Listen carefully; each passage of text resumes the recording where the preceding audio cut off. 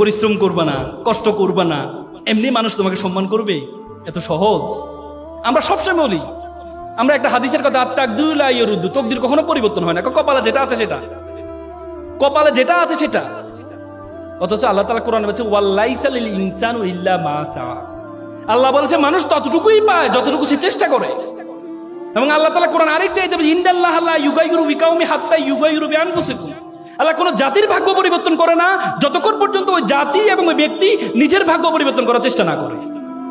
আর তুমি মনে করো চেষ্টা করবা না, এমনিই তুমি সফল হয়ে যাবা, সব তোমাকে মানুষ সালাম করবে, প্রণাম করবে? না, এমনি করবে না, তোমাকে এমনি কখনো করবে না। পরিশ্রমের কোনো বিকল্প নেই। মনে রাখবা, পরিশ্রম তার পারিশ্রমিককে কখনো খালি হাতে ফেরায় না, কখনো না, কখনো না। তুমি পরিশ্রম কর, পৃথিবীর সবচেয়ে বড় সংজ্ঞা। পরিশ্রমের কোনো বিকল্প নেই, পরিশ্রমের কোনো বিকল্প নেই। একটা এক্সাম্পল তোমাদেরকে দিই। একবার একটা অঞ্চলে তারা চিন্তা করলো একটা মন্দির বানাবে।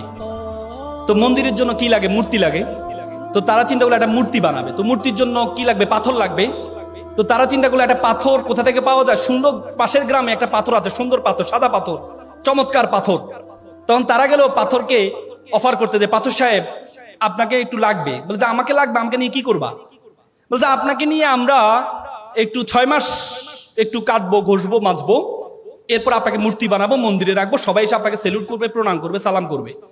6 মাস? না, এই কষ্ট আমার দ্বারা সম্ভব না। আমাকে কষ্ট ছাড়া যদি কোনো কাজ থাকে সেটা বলো।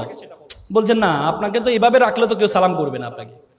তখন অবহেলিত একটা পাথর ছিল পাশে, কালো পাথর। সে বলে স্যার আমাকে নিয়ে যান, 6 মাস না 1 বছর ধরে আমাকে কাটেন, ঘষেন, মাজেন, কোনো সমস্যা নেই। পরবর্তীতে এই কালো পাথরটাকে নিয়ে যাওয়া হয়। নিয়ে যাওয়ার পর 10 জন মিলে তাকে কেটে ঘষে কাটাকাটি শুরু করলো। 10 মাস ধরে কাটছে। কাটার পর তাকে মূর্তির অবয়ব বানালো। অবয়ব বানার পর মন্দিরে রাখলো।